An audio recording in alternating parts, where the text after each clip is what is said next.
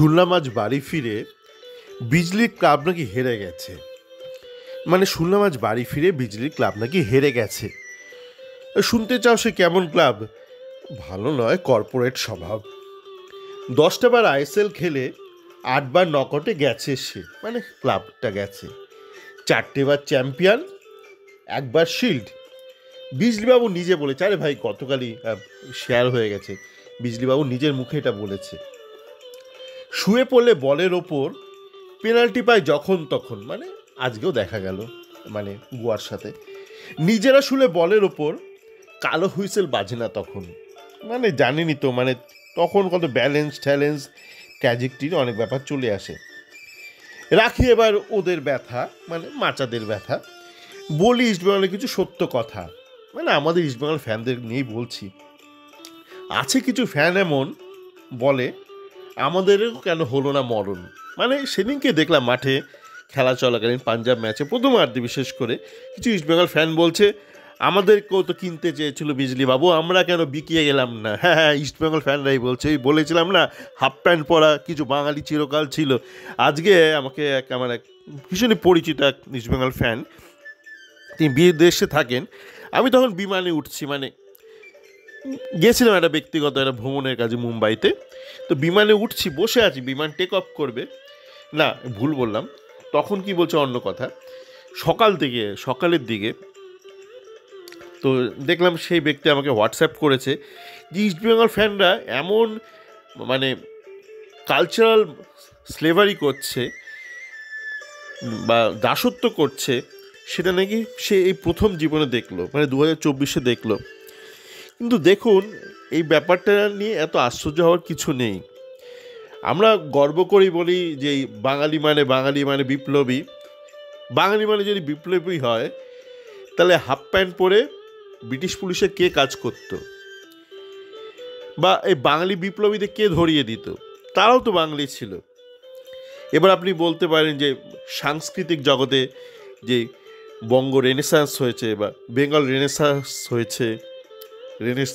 হয়েছে, যে কোনো বিভিন্ন ক্ষেত্রে ডাক্তারিতে কাদম্বিনী এসছে বাঙালি, বা ঈশ্বরচন্দ্র বিদ্যাসাগর, বা আপনার আমাদের রাজা রামমোহন রায় যে সংস্কার করেছে সাহিত্যে বা সংস্কৃতিতে, বাঙালি জীবনে, এরা তো বাঙালি। অবশ্যই এরা বাঙালি, কিন্তু এদের বিরুদ্ধে প্রতিবাদ করেছিল কে, বা এদেরকে কাঠি করেছিল কে, এদের প্রতিকূলতা কে ছিল? তারাও তো বাঙালি ছিল। তাই এটা কিন্তু একদম ঠিক নয় যে বাঙালি সমস্ত কিছু ভালো। এখন অন্য জাতির মধ্যে এমন হয় যে ভালোর পরিমাণ খুবই কম, বাঙালির মধ্যে ভালোর পরিমাণ অনেকটা বেশি, কিন্তু সেটা 50% নয়। সংখ্যাগরিষ্ঠ বাঙালি কিন্তু ওই হাফ প্যান্ট পরা, ওই বলে হয় খোঁচর নয় খচ্চর, 50% বাঙালি হয় আপনার খোঁচর, নয় তারা খচ্চর, আর বাকি তো আছেই। তো দেখুন, এই যে বললাম প্লেনে ওঠার সময়, প্লেনটা ছাড়ার আগে বলছি যে আচ্ছা, নিতুর না একটুখানি সমস্যা আছে টেকনিক্যাল ব্যাপারে। তো নিতুর সাথে যে কাজ করতো আগে, তারা কেমন?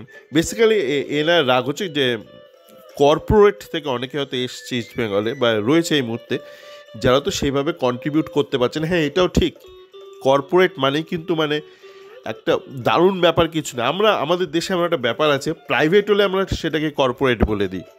কেউ প্রাইভেটে চাকরি করছে, বলে দিই কর্পোরেট। আর আমাদের দেশে কর্পোরেটও সেরকম, একটু বড় অর্গানাইজ স্ট্রাকচার। সেই কর্পোরেটও কিন্তু খুব একটা কর্পোরেট গোছের নয়, কর্পোরেটটা ঠিক কর্পোরেট নয়, কর্পোরেটটা একটা মেগা একটা প্রাইভেট কোম্পানির মতন বেশিরভাগ ক্ষেত্রে, কিন্তু সেটা সেরকমই আমাদের দেশে, আমাদের ভারতবর্ষে। একটা উদাহরণ দিলে বুঝতে পারবেন। তো আমি তো মুম্বাইতে গেছিলাম, তো আমার বউয়ের এক আত্মীয় আছে, তার সাথে প্রথমবার দেখা হলো আমার। হয় না, অনেক ক্ষেত্রে অনেকের সাথে দেখা হয় না, তারা কলকাতাতেও থাকে না। তো সেই আত্মীয় বোম্বেতে ওই হিন্দি সিরিয়ালে কাজ করছে অনেক দিন ধরে, ওই লিড রোলে নয়, কিন্তু সেকেন্ড লিড রোলে এই ধরনের বিভিন্ন চরিত্রে কাজকর্ম করছে। তো আমরা যখন ছিলাম, তো তার সাথে আমি অনেক কথা বলছিলাম, কী নিয়ে কথা বলছিলাম, তার সিরিয়াল জগৎ নিয়ে, যেভাবে প্রোডাকশান হয়, শুটিং হয়, তার সমস্যা নেই। এবার তাকে অনেক প্রশ্ন করছিলাম, সে অনেক উত্তর দিচ্ছিল। তো লাস্টে বললো যে আমি এত কিছু কী করে জানলাম, মানে তাদের এই শুটিংয়ের, সিরিয়াল শুটিংয়ের সমস্যাগুলো কী করে এত সহজে বুঝছি, এবং সেগুলো কী করে বিভিন্ন সমাধান, মানে যে সমাধানটা হয়নি এখনও, সেগুলো কী করে বলছি। তো এই ব্যাপারটা না কিন্তু এমন কিছু কঠিন নয়।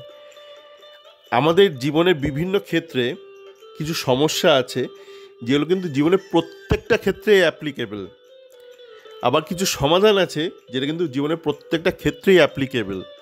ওই জন্য অনেকে আপনারা বলেন যে আমি কি করে ধরুন বিভিন্ন প্লেয়ারের ক্ষেত্রে তারা ফেল করবে না ক্লিক করবে ঠিকঠাক বলে দিই।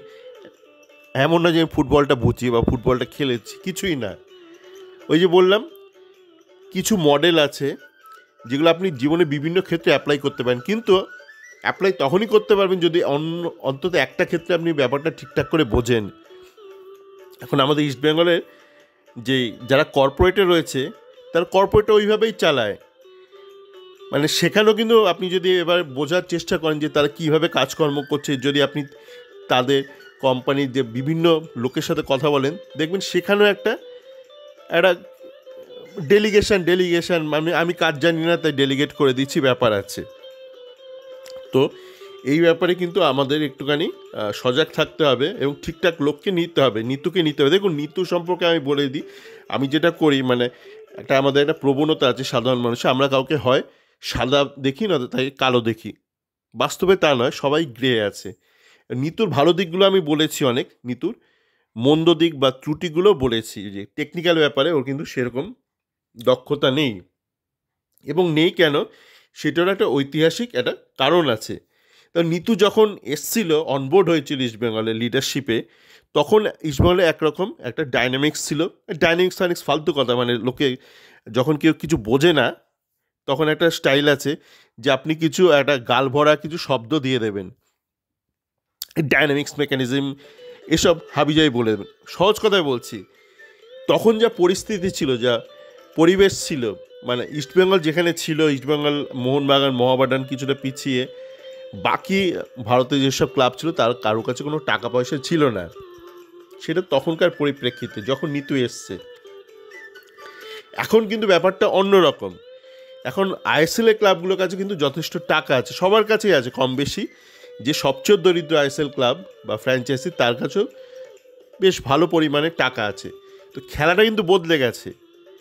তো নিতুর কিন্তু সেই অভিজ্ঞতাটা নেই, মানে ধরুন নিতুর মেধা নেই, কিন্তু যদি অভিজ্ঞতা থাকতো, মানুষ অনেক কিছু অভিজ্ঞতা থেকেও শিখে যায়। ধরুন তার মধ্যে মানে বাই ডিফল্ট একটা বোধ নেই, একটা জ্ঞান নেই, সে কিন্তু ঠেকায় পড়ে জিনিসটা শিখে যায়।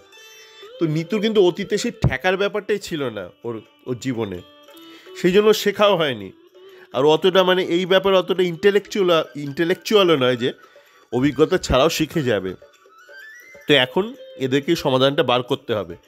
আর এই সমাধানটা বার করতে পারছে না বলেই এই বিষ্ণু এই নিয়ে এরা লাফালাফি করছে। কেননা এরা মানে ডেসপারেট হয়ে গেছে প্রমাণ করতে যে দেখো অন্তত আমরা 3 বছর যে ইনভেস্ট করেছি ইউথ ডেভেলপমেন্টে কিছু একটা বেরিয়েছে। কিচ্ছু কিন্তু বেরোয়নি সেই অর্থে, এখনও পর্যন্ত বেরোয়নি। তো এই ব্যাপারগুলো একটুখানি ঠান্ডা মাথায় এদের সমাধান করতে হবে। যাকে বেশি বাড়াবো না এই কথাবার্তাটা, মূলত ছিল যে কর্পোরেট আর ওই আমাদের বিজলিবাবুর ক্লাব নিয়ে। তো বিজলিবাবুর একটা অসাধারণ একটা ইন্টারভিউ ছিল, সেই ইন্টারভিউয়ার যে নিয়েছে বোঝাই গেল তাকে ডেকে নিয়ে এসছে, সে মনে হচ্ছে মানে ঈশ্বরের সামনে বসে আছে, মানে ইন্টারভিউ নিচ্ছে নাকি মানে বুট পলিশ করছে বোঝা যায় না। আজ মুম্বাইতে যখন গেলাম তো বলছে যে এখন ঘুরছিলাম তো বলছে এই মানে মুচির পেশাটা অনেক কমে গেছে। আমি মুচির পেশাটা কমেনি, বুট পলিশ ব্যাপারটা কমে গেছে। এখন মানুষের আগে ধরুন আজ থেকে 30-40 বছর আগে, 50 বছর আগে যত পেছনে যাবেন তত বেশি মানুষ চামড়ার জুতো ব্যবহার করতো, এখন সেটা কমে গেছে। বুট পলিশের পেশাটা কমে গেছে, কিন্তু মুচির ব্যাপারটা এখন আছে। কেন মুচিকে কিন্তু আপনার স্নিকারও সেলাই করতে হয়, আপনার স্যান্ডেলও সেলাই করতে হয়, সে মানে ফাঙ্কি স্যান্ডেল হোক বা আপনার চামড়ার জুতো তো আছেই। তো সেই পেশাটা আছে, সেই পেশার লোকজনও আছে, কিন্তু ওই আগে যেটা ছিল মানে বুট পালিশ বুট পালিশ, সেই ব্যাপারটা অনেকটা কমে গেছে। ওই যে বললাম সমাজ ব্যবস্থাটা বদলে গেছে, সমাজের প্রয়োজনীয়তা বা সমাজ যেভাবে চলে, যেই জিনিসগুলো ব্যবহার হয়, আদব কায়দা, এগুলো তো বদলাতেই থাকে। তো তার সাথে সাথে আপনাকে কিন্তু নিজেকে বদলে নিতে হবে, কেন সেই অনুযায়ী আপনার সলিউশনটাও বদলাবে। সকলে ভালো থাকবেন।